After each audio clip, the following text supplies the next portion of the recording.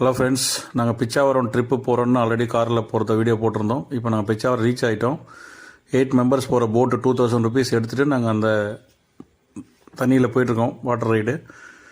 So இங்கே பார்த்தீங்கன்னா அந்த சதுப்பு நில காட்டுக்குள்ளே அந்த செடிக்கு நடுவில் ஒரு குகை மாதிரி ஒரு ஏரியாவில் கூப்பிட்டு போயிட்டுருக்காங்க.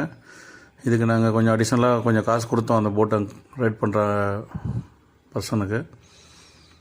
ஸோ நல்லா இதெல்லாம் ஒரு த்ரில்லிங் என்ஜாய்மெண்ட்டாக இருந்துச்சு. இதோட லாங் வீடியோ நாங்கள் போட்டிருக்கோம். ஸோ எங்கள் ஃபேமிலி மெம்பர்ஸ் எல்லாம் உட்காந்துருக்காங்க பாருங்கள்.